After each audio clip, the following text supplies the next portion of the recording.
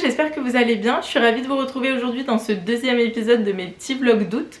Je viens tout juste de poster le premier, donc j'espère qu'il vous a plu. N'hésitez pas si vous avez des petits retours à me faire sur ce que vous aimeriez plus voir, ce que vous aimeriez un peu moins voir ou quoi que ce soit. Vraiment n'hésitez pas, je suis preneuse de tous les conseils.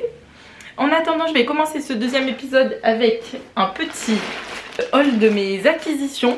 Alors j'ai un énorme colis mais tout n'est pas pour moi dedans. J'ai groupé ma commande avec ma maman et une copine pour qu'on partage les frais de port. Donc je vais ouvrir ça avec vous. Je viens tout juste d'aller le récupérer donc j'ai vraiment hâte de voir. Donc il s'agit d'une commande de laine de chez Drops. Normalement il y a deux choses pour moi là-dedans, un truc pour ma maman et un truc pour ma copine. Alors je vais prendre ce qui vient en premier. Donc tout d'abord j'ai commandé de la Drops Flora coloris 1, comme ça, écru, à tenir en double avec, alors si je tombe dessus, ça c'est pour après. Parce qu'en fait j'en ai énormément des comme ça parce que ma maman a décidé de faire exactement le même modèle que moi, dans la même couleur, donc comme ça on sera vraiment matchy matchy. Ah voilà, c'est là-dedans, waouh. Vraiment c'est énorme. Voilà, et avec du coup la Flora, j'ai choisi de l'Alpaga Silk comme ceci, que j'avais déjà utilisé pour faire mon cardigan numéro 9 de My Favorite Things Knitwear et que je trouve vraiment super doux et qui est une bonne alternative au mohair parce qu'apparemment le mohair de chez Drops gratte pas mal. Je crois que je suis relativement sensible, enfin je saurais pas trop dire, mais bon je préférais pas prendre de risques et celui-là je l'aime beaucoup, il est vraiment très doux. Donc je me suis dit qu'il valait mieux prendre celui-là. Donc voilà, ce sera à tenir un fil de chaque. Enfin les coloris, bon, il y avait peu de chances que je me trompe, mais franchement ils sont très bien, très sympas. Et pour ça je vais faire, en fait à chaque fois j'oublie le nom de ce patron, mais vraiment je le trouve trop beau. Et donc avec ça je vais faire le Chantel Collard Cardigan de Morika Knits, la créatrice c'est. Et il s'agit d'un cardigan en point brioche, donc je pense que ça va mettre beaucoup de temps et qu'il va falloir être très patiente pour qu'il monte, mais je trouvais qu'il avait des détails vraiment trop mignons et j'aimais beaucoup aussi sa forme un peu ample. Et en plus il se tricote sur des aiguilles 4,5 parce qu'il y a aussi le Agneté cardigan de Petite Knit qui se tricote en brioche que je trouvais très beau. Mais déjà je suis un peu moins fan des encolures en V sur les cardigans quand même. Et surtout il se tricote je crois en aiguille 3 ou 3,5 pour faire du brioche. Vraiment je voulais pas m'embarquer là-dedans. Donc là je suis très satisfaite de ça. Voilà. Et ensuite la deuxième chose que j'ai commandé pour moi c'est de la Drops Belle. Là le coloris ressort vraiment très rose, mais c'est le coloris cerise. Et je trouve que ça a vraiment la couleur cerise en vrai. Je suis ravie de cette couleur, je pense que ça va bien m'aller au teint. Vraiment il ressort hyper vif mais il est quand même moins vif. Il a vraiment une jolie couleur cerise, franchement je suis trop contente de la couleur. Il est plus rosé que rouge, mais il reste quand même un peu moins voyant que ça. Et pour ça je vais faire la blouse numéro 1 de My Favorite Things Knitwear. Alors je crois bien que l'échantillon ne correspond pas totalement, mais j'ai vu des versions qui avaient été faites en ce fil là sur Ravelry et je trouvais le rendu pas mal. Donc à voir, faudra peut-être juste que je recalcule ma taille, mais en soi c'est pas quelque chose qui me dérange forcément. Et du coup ça c'est, il n'y a aucun pourcentage de laine dedans, c'est que des fibres végétales, donc il y a du coton, de la viscose et du lin. Et donc je pense que pour la blouse numéro 1 ce sera très bien et ça fera un basique très sympathique. Je suis très contente de ma commande. Il va falloir maintenant que je descende toutes les pelotes à ma maman dans ma valise. Ça va être encore une autre histoire. Mais bon, et on va tricoter le même pull ensemble si c'est pas trop mignon. Et donc pour vous parler de mon projet en cours, si vous avez regardé le premier vlog, normalement vous savez ce que c'est. Il s'agit donc de mon Wave Tee qui pour l'instant ne ressemble pas à grand chose. Enfin je suis en train de faire le yoke. Donc voilà, pour l'instant j'ai pas encore séparé pour les manches ni rien. Je vais vous montrer la texture de plus près. Voilà, là on voit relativement bien. Je suis assez fan de la texture en vrai, je trouve que ça change, c'est très sympa. Bon juste j'ai eu des petites galères aujourd'hui où en fait j'avais pas assez de marqueurs de maille pour marquer donc à chaque fois qu'on doit faire les augmentations au niveau des raglans. Et donc j'avais mis des petits élastiques en caoutchouc qu'on utilise vous savez pour faire les tresses dans les cheveux. Sauf qu'en fait il glissait pas bien sur l'aiguille. Et du coup il se retrouvait à passer sous les mailles et à plus marquer le bon endroit. Ce qui fait que j'ai fait mes augmentations au mauvais endroit. Et je m'en suis rendu compte 5 ans plus tard, donc j'ai dû tout défaire. Sauf que défaire de la laine texturée comme ça, c'est un peu galère parce que quand on tire dessus en fait des fois c'est un peu bloqué puisqu'il y a des petites boules de coton qui sont plus grosses et du coup on a tendance à défaire aussi la maille d'en dessous. Et donc après quand j'ai remis mes mailles sur mon aiguille, j'ai dû rattraper à chaque fois les mailles qui s'étaient défait un rang de plus. Bref, donc un peu une galère, mais là je suis de retour comme il faut et j'en ai profité pour ce midi aller me racheter des petits marqueurs de mailles trop mignons. Je suis allée à Lille Weasel, la boutique qui est à Paris. Et voilà, je suis trop contente de mes petits achats. J'ai pris cette petite feuille. Ensuite, là, j'ai un petit cocktail. Ensuite, j'ai une petite rose comme ça. Il est trop mignon celui-là.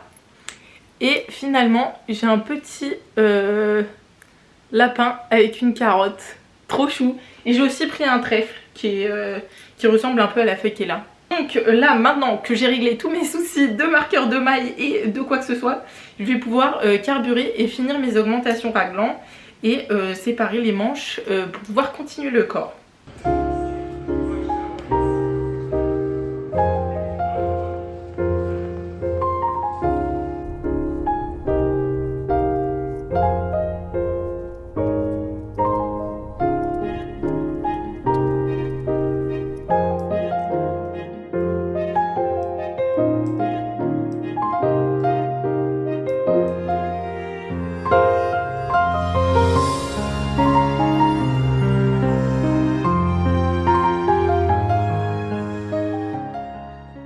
Bon, je vous reprends aujourd'hui, on est vendredi matin. Je voulais vous faire un petit update sur mes avancées tricot. Je suis actuellement chez mes parents ici, donc ça c'est ma chambre d'enfance qui a bien changé. Maintenant elle paraît très vide. Mais on va descendre pour faire un petit week-end vélo dans le Cantal. J'ai très hâte, ça va être trop cool. Je fais du vélo avec mon papa et ma maman elle fait des randonnées à côté. Donc concernant le tricot, j'ai vraiment, comme vous avez pu le voir, j'ai beaucoup avancé mon wave tee. Ça va super vite, je suis étonnée d'à quel point ça avance vite. Je me dis même que je vais peut-être pouvoir le finir ce week-end. Je sais pas, peut-être c'est ambitieux. Mais en tout cas, je suis ravie du rendu. Voici où j'en suis. J'ai fini toutes mes augmentations raglan. Pardon, ça doit faire du bruit. J'ai fini toutes mes augmentations raglan. Je sais pas si vous allez voir, mais voilà, là on voit bien le petit dessin.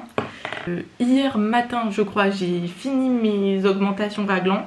Donc j'ai les petites manches qui sont dessinées. Et dans le train, hier soir, j'ai charbonné et j'ai fait tout ça du corps. Donc là, comme vous avez pu voir, ça m'arrive un peu en dessous de la poitrine. Je crois que j'ai mesuré que j'ai 30 cm et il m'en faut à peu près 45. Donc il me reste 15 cm de tricot en rond à faire. Et ensuite il me manque les manches, mais les manches c'est 2 cm seulement. Donc je pense que vraiment ça va aller très vite de faire les deux manches. En soi c'est vraiment le projet facile à faire où tu te poses pas trop de questions. Et bah comme c'est texturé, en soi même quand tu as des petits soucis de tension ou de changement de pelote ou quoi que ce soit, de toute façon ça se voit pas. Par contre ce qui est un peu désagréable c'est que du coup la laine c'est la Cotton Wave de Guépard. C'est quand même un fil qui est assez cher, je crois que c'est, enfin j'ai payé moi je crois 6,90 la pelote et il faut 6 pelotes pour faire ça. Là c'est la fin de ma 4e. Je trouve que quand même c'est assez onéreux comme projet et les pelotes sont pas très qualitatives. Dans la pelote que je viens de finir là j'avais un nœud au milieu et qui se voyait beaucoup, donc j'ai dû le défaire et du coup il me reste le petit fil du bout de la pelote que j'ai pas utilisé parce que bah, j'avais pas envie de faire des nœuds trop rapprochés. Et là dans celle-ci j'ai carrément eu des gros défauts de laine où le fil il était énorme à un endroit et après il devenait tout fin. J'étais obligée de couper et de recommencer. Et bon, je trouve que c'est quand même un peu désagréable. Et pareil, dans celle-là, j'ai eu aussi un autre nœud, mais qui se voyait moins, donc je l'ai laissé tel quel. Donc objectif, le finir pour ce week-end. Je sais pas trop si c'est envisageable, mais je vais tenter. En tout cas, je l'ai essayé et vraiment, je suis fan de la forme. En fait, sur le patron de Petite Knit, je trouvais que la forme, elle était pas forcément hyper belle. Et du coup, j'avais fait confiance à Colline, où quand elle l'avait essayé, j'adorais la forme. Enfin, ça faisait une encolure un peu bateau, mais pas trop large non plus. Et le fit général du t-shirt était quand même relativement large. Enfin, c'est pas large, mais... Enfin, il rendait pas comme Petite Knit, je sais pas. Enfin, si vous voulez aller voir les deux, je crois le Insta de Colline, il s'appelle Smells Like Knit Spirit. Et vous pouvez aller voir la photo de Petite Knit. Bref, et les deux rendus sont très différents. Donc, je sais pas trop comment ça se fait. Mais en tout cas, je suis très contente du fit du mien. Et j'ai hâte de l'avoir terminé. Juste, je sais pas trop comment finir le bas. Parce qu'elle dit juste rabatter les mailles. Et elle précise pas forcément de technique. Et bah du coup je pense qu'il faut juste que je fasse un rabattage classique. Comme là il n'y a pas de cote pour finir, je pense pas que je fasse un rabattage à l'italienne ou quoi que ce soit. Je sais pas trop, faut que je regarde si elle a fait un petit tuto vidéo et si elle explique plus en détail dedans. Et voilà pour ça. Et ensuite j'ai aussi pris ma laine marron pour commencer mon Norma. Donc j'espère, je sais pas trop ce que j'aurai le temps de faire, mais peut-être je me dis que j'aurai le temps de au moins monter et commencer le col où c'est que des côtes en haut. Voilà. Donc j'ai pris ça au cas où, j'espère avoir un peu de temps pour le faire aussi. Mais en tout cas, trop hâte de mon petit week-end à vélo, je vais pouvoir vous filmer plein de beaux paysages du Cantal. Je suis allée dans le Cantal le week-end du 8 mai avec des copines. On vient toutes de Clermont-Ferrand et on a décidé d'aller dans le Cantal. Moi de base je croyais qu'il n'y avait pas énormément de choses à voir là-bas et en fait j'ai été agréablement surprise par ce coin-là. Franchement c'est sublime et du coup j'ai été assez motivée pour y retourner et faire ce petit week-end.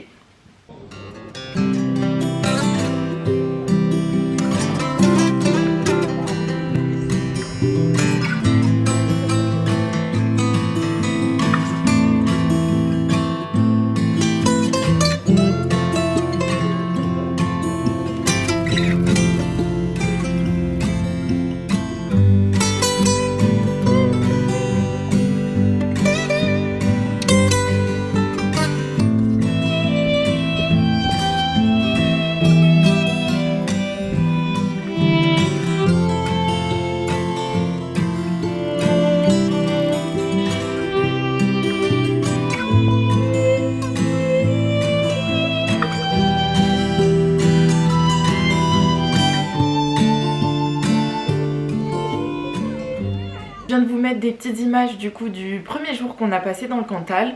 Donc c'était vendredi 15 parce que c'était férié et on s'est baladé dans la vieille ville de Murat. Donc là-bas les vieux villages ils ont des maisons toutes en pierre, c'est un peu typique de la région. Et ensuite on a fait un petit tour de vélo autour du village, c'était vraiment très cool. Et le lendemain on s'est attaqué à une sortie plus compliquée, c'était la sortie qui montait jusqu'au Puy-Marie. C'est un peu un des cols mythiques de la région à vélo et j'étais trop contente de pouvoir le faire, franchement c'était super beau mais vraiment très très dur. Mais franchement la vue d'en haut valait vraiment le coup d'y aller. J'ai aussi eu l'occasion de vous faire des petites images pour mon Olga Sweater que je vais vous insérer. Et si vous voulez voir des photos plus en détail, j'ai aussi pris des photos pour mon compte Instagram.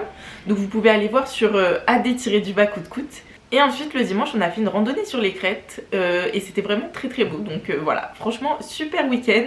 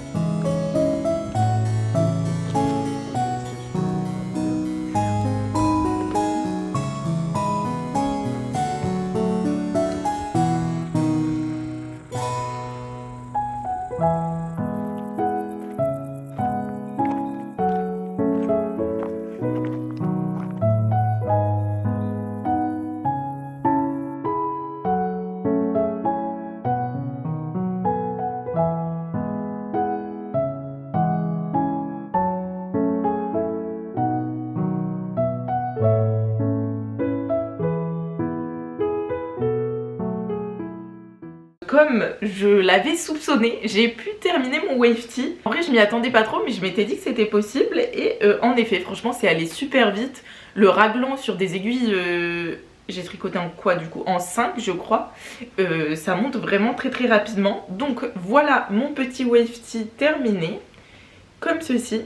Alors j'en suis très contente mais je vais l'essayer pour vous montrer parce qu'il y a un petit truc sur lequel j'ai un doute et j'aimerais bien avoir votre avis. Je vais vous montrer ça. Je vous ai changé d'endroit pour que vous puissiez mieux voir.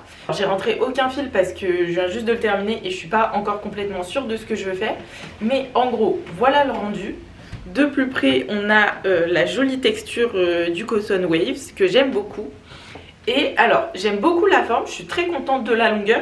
Même le fait que ça roulotte un peu en bas, franchement je trouve que c'est mignon. Je trouve que c'est un bon basique vraiment que je porterai. Mais le petit doute que j'ai c'est en gros sur les manches.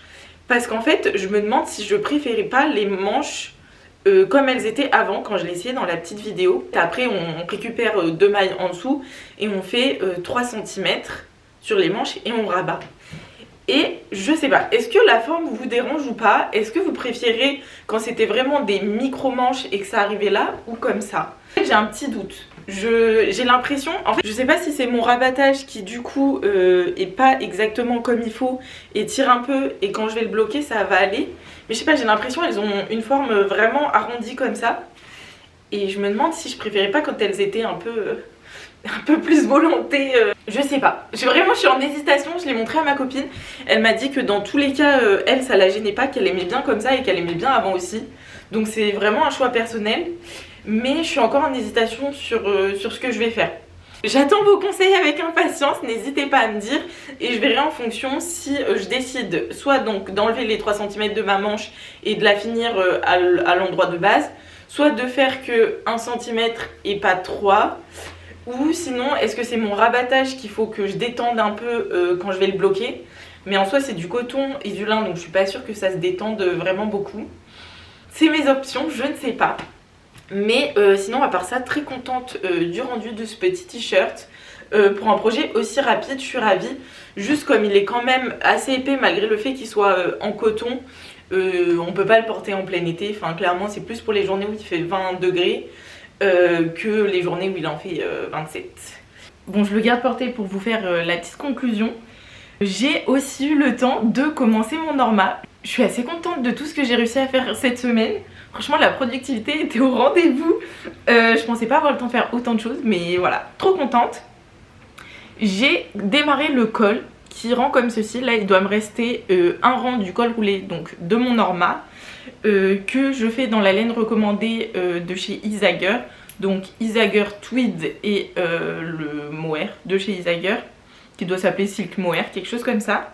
Ce qui m'a un peu surpris quand j'ai démarré ce projet, c'est qu'il faut faire un montage à l'italienne. C'était la première fois que j'entendais parler de cette technique et que je la faisais. Au départ vraiment j'ai pas compris la vidéo, j'ai eu un peu de mal. Mais en s'accrochant on arrive à tout, n'est-ce pas? Je l'ai juste recommencé 2 fois. Et en fait c'est une technique qui permet que le haut soit élastique et ait le même rendu que lorsqu'on fait le rabattage à l'italienne. Donc en gros que les mailles se continuent au bord et qu'elles passent de l'autre côté. Donc comme ça fait un bord bien rond et très propre. Franchement je suis fan. Les codes se tricotent sur des aiguilles 3,5. C'est assez fastidieux comme on doit faire 11 cm. Mais j'adore le rendu, la laine est super agréable à travailler. Et donc j'ai refait 2 fois mon montage à l'italienne. Et là je pense que c'est assez bien. Peut-être c'est à peine trop détendu, mais en soi ça me choque pas. Vraiment j'ai hâte de le continuer. Mais voilà, je pense que la semaine prochaine ça va être gros focus sur ce projet là. Attendez-vous à voir ça dans mon prochain vlog en tout cas. J'espère que celui-ci vous a plu. N'hésitez pas à laisser un petit commentaire, je veux vraiment avoir vos avis sur ces petites manches et sur le vlog en général. N'hésitez pas à laisser un petit pouce et à vous abonner. En tout cas moi je vous dis à la semaine prochaine. Merci beaucoup d'avoir regardé.